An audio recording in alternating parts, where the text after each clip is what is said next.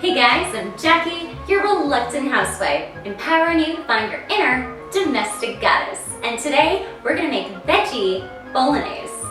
Okay, so Bolognese is this really kind of heavy meat sauce that a lot of people love. But if you're vegetarian, you kind of just don't want the meat, right? So you wanna have the whole meat sauce feeling and the kind of warmth and coziness of that without, obviously, the meat.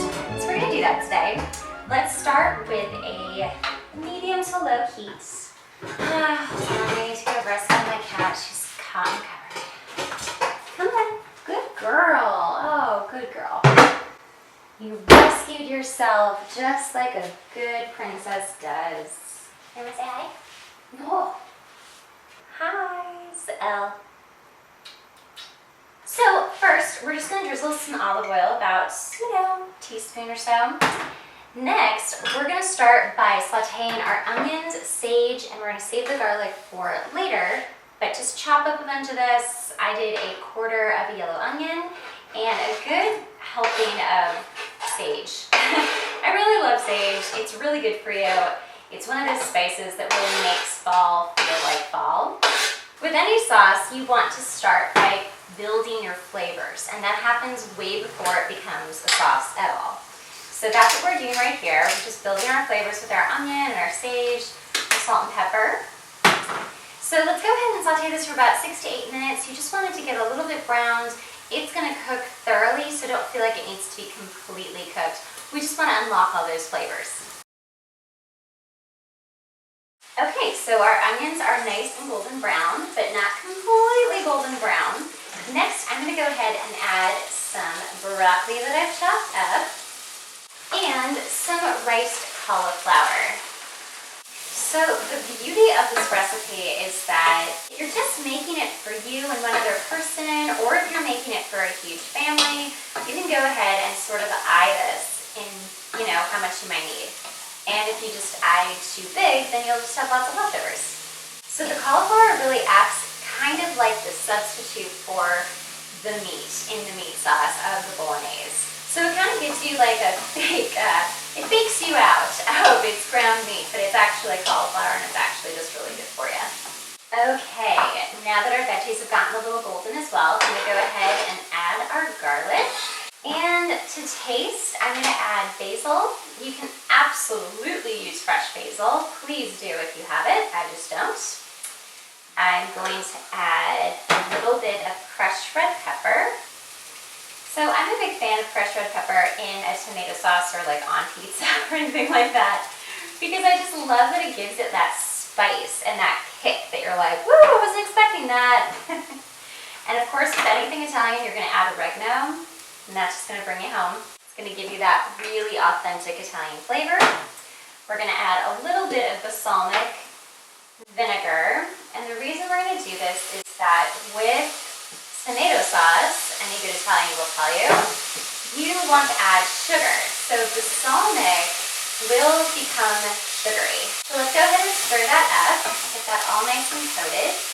Yes, yes, woo, hello. That's going to be pungent. Then, I'm going to add a can of ready-cut diced tomatoes. Go ahead and stir that all together. Now there's a couple things you can do here. You can use diced tomatoes, you can use finely chopped tomatoes, plum tomatoes, you can just get a tomato sauce and call it a day, like a marinara, whatever. Do what feels good to you. Okay, so reduce this to low and just let this simmer for about 30 minutes. I'm going to put a lid on top of this to let it simmer for 15. At the 15-minute mark, take it off, let it simmer for another 15. If it's looking too dry to you, if it doesn't look enough of a sauce, it's probably done. This is really, the simmering part is just to let the flavors come together and really get our sauce like that. That's what you're gonna do. Let's let this simmer for a little while. Okay, so in the meantime, I'm gonna go ahead and start my brown rice quinoa pasta. I'm going to boil some water and add some salt to that to get it nice and salty. So the beauty with this recipe is that you can use whatever as your base. So you can use regular noodles, regular spaghetti, you can use quinoa, you can use steamed kale, like you can just use whatever you want with it. You can just go ahead and eat this with bread and just be happy. Okay guys, our pasta is done. I'm gonna go ahead and pour that into our sauce and just give that a good swirl. This looks so delicious.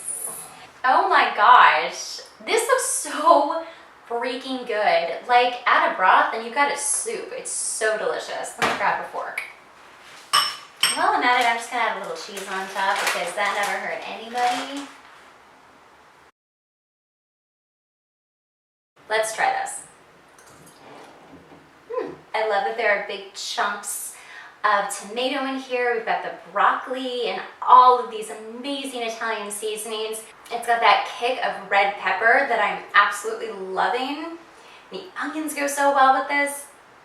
This is really freaking good. Well, I'm gonna go enjoy my pasta, so have a great day. Thanks so much for joining me today, guys. I'm Jackie, your Reluctant Housewife, empowering you to find your inner domestic goddess. Catch me at yourreluctanthousewife.com, on all the social medias under Your Reluctant Housewife or just Reluctant Housewife. Say hi, subscribe, leave a comment, and I'll see you next time, guys.